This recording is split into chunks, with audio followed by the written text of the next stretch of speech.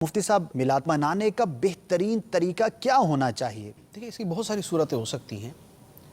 اس میں ایک جملے کے اندر اگر بیان کیا جائے تو یہ ہے کہ جس کی خوشی منائی جا رہی ہے وہ کام کیا جائے کہ جس سے وہ خوش ہو جائیں۔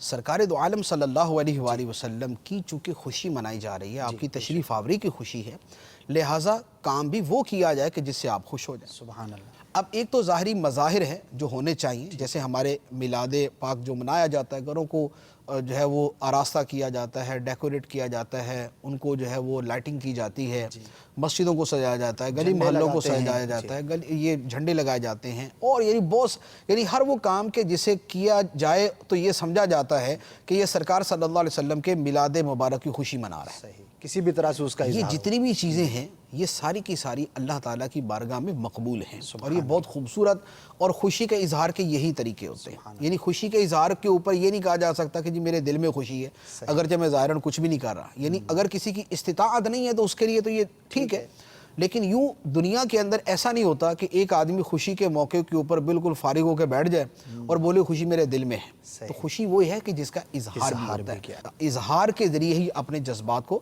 بیان کرتا ہے۔ اس کے علاوہ وہ جو میں نے عرض کیا کہ خوشی کے لیے وہ طریقے بھی لازمی طور پر اختیار کیے جائیں کہ جس سے صاحب میلاد خوش ہوں، یعنی سرکار دو عالم صلی اللہ علیہ وآلہ وسلم کی خوشی ہو۔ اب نبی کریم صلی اللہ علیہ وآلہ وسلم کن چیزوں پر خوش ہوتے ہیں؟ اگر تھوڑا سا بھی ہر کوئی مسلمان توجہ دے تو وہ بڑی آسانی سے وہ سمجھ لے گا کہ نبی پاک صلی اللہ علیہ وآلہ وسلم کی خوشی کن چیزوں میں ہے اور آپ کی ناخوشی، آپ کی ناپسندیدگی کن چیزوں میں۔ تو وہ جو خوشی کے کام ہیں وہ کیے جائیں، اور جو ناپسندیدگی کے کام ہیں ان سے بچا جائے۔ اب خوشی کے کاموں کے اندر جیسے اگر اجمالاً ہم ایک لفظ بولے تو یوں کہیں گے کہ نبی کریم صلی اللہ علیہ وآلہ وسلم اللہ تعالیٰ کی اطاعت کے کاموں پر خوش ہوتے ہیں۔ بے شک، لہذا جو کام بھی اطاعت الہی کے مطابق ہے، اللہ تعالیٰ کے حکم کے، اس کے فرمان کے مطابق ہے، نبی کریم صلی اللہ علیہ وآلہ وسلم اس سے خوش ہوتے ہیں۔ بے شک۔ دوسری ایک جو ویسے ہمیں جداگانہ حدیث ملتی ہے کہ سرکار صلی اللہ علیہ وآلہ وسلم نے فرمایا کہ میری آنکھوں کی ٹھنڈک نماز میں ہے۔ بے شک۔ اب نماز نبی پاک صلی اللہ علیہ وآلہ وسلم کو خوش کرنے کا بڑا عمدہ ذریعہ ہے، تو لہذا اب نماز پر مداومت اور نماز کے اوپر ہمیشگی اور نماز کے ساتھ جو ہے ایک لگاؤ، یہ سرکار دو عالم صلی اللہ علیہ وسلم کو خوش کرنے کا ذریعہ ہے۔ اچھا، تیسری بات وہ بھی ہر کوئی سمجھ سکتا ہے کہ سرکار دو عالم صلی اللہ علیہ وآلہ وسلم کے جو مبارک طریقے ہیں جنہیں ہم سنت کے ساتھ تعبیر کرتے ہیں، سرکار صلی اللہ علیہ وآلہ وسلم کی سنت مبارکہ پر جو جتنا عمل کرنے والا ہے سرکار اس سے اتنا خوش ہوتے ہیں۔ بے شک۔ لہذا اب جو جتنی سنتیں ہیں اب اس کے اعتبار سے آدمی اپنی ذات کے اوپر غور کرے۔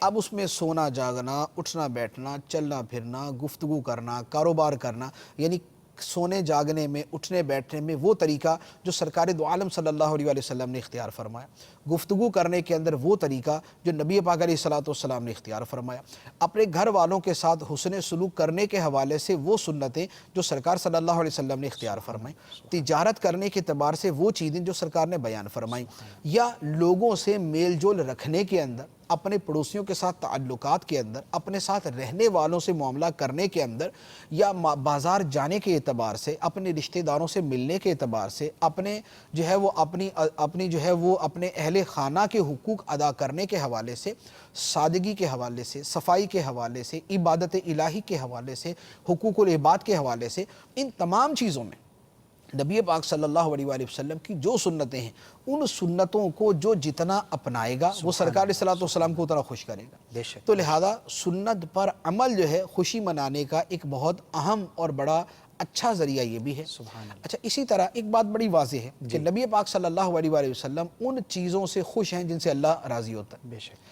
اللہ تعالیٰ جن چیزوں کو پسند فرماتا ہے، جن چیزوں سے محبت فرماتا ہے، جن چیزوں پہ اللہ تعالیٰ راضی ہوتا ہے، انہی سے سرکار دو عالم صلی اللہ علیہ وآلہ وسلم خوش ہوتے ہیں۔ اب اللہ تعالیٰ کن چیزوں سے راضی ہے تو قرآن پاک کا اگر مطالعہ کرے تو ہمیں جگہ جگہ مختلف اور متعدد چیزوں کے حوالے سے آیتیں ملیں گی۔ صحیح۔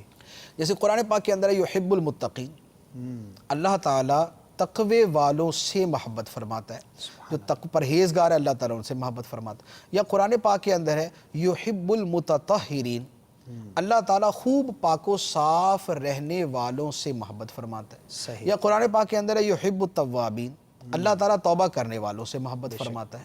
یا قرآن پاک کے اندر ہے یحب المتوکلین، اللہ تعالیٰ توکل کرنے والوں سے محبت فرماتا ہے. یا قرآن پاک کے اندر ہے یحب الصابرین، اللہ تعالیٰ صبر کرنے والوں سے محبت فرماتا ہے. یا قرآن پاک کے اندر ہے یحب المقسطین، اللہ تعالیٰ انصاف کرنے والوں سے محبت فرماتا ہے. یا قرآن پاک کے اندر ہے یحب المحسنین، اللہ تعالیٰ احسان کرنے والوں سے، نیکی کرنے والوں سے محبت فرماتا ہے. تو اب اللہ تعالیٰ کی محبت اور پسند کی چیزوں کی ایک پوری فہرست ہمیں مل جاتی ہے.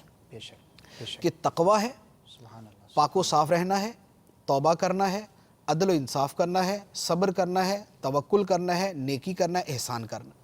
اب آدمی انہی چیزوں کو اگر اپنی زندگی میں اس نیت کے ساتھ وہ لے کے آتا ہے کہ اللہ کی پسند، سرکار کی پسند، سبحان اللہ، اور میں چونکہ میلاد منا رہا ہوں لہذا میں وہ کام کروں گا جو سرکار دو عالم صلی اللہ علیہ وآلہ وسلم کو پسند ہے، تو اب ان کاموں پر عمل کرنا صحیح، یعنی اب سچ ہے، لازمی بات ہے کہ سرکار دو عالم صلی اللہ علیہ وسلم کو سچ ہی پسند ہے، صحیح، جھوٹ سے آپ کو نفرت ہے، تو لہذا سرکار دو عالم صلی اللہ علیہ وسلم کی خوشی اسی کے اندر ہے کہ مومن سچا ہو. اب جن چیز اچھا، اور دوسری طرف وہ چیزیں کہ جن کو اللہ تعالیٰ ناپسند فرماتا ہے، صحیح، ان چیزوں کو اگر دیکھ لیں تو جن کو اللہ تعالیٰ ناپسند فرماتا ہے انہی کو سرکار دو عالم صلی اللہ علیہ وسلم بھی ناپسند فرماتے ہیں. تو اب میلاد منانے کا تقاضا یہ ہوگا کہ جن چیزوں کو سرکار ناپسند فرماتے ہیں ان کو چھوڑ دیا جائے. ٹھیک ہے، اب وہ قرآن پاک کی آیات دیکھیں یا احادیث مبارکہ دیکھیں، ان کی بھی پوری ایک فہرست ملے گی. مثال کے طور پہ قرآن پاک کے اندر ہے لا یحب الفساد، اللہ تعالیٰ فتنے فساد کو پسند نہیں فرماتا. یا فرمایا کہ لا یحب الظالمین، اللہ تعالیٰ ظالموں کو پسند نہیں فرماتا.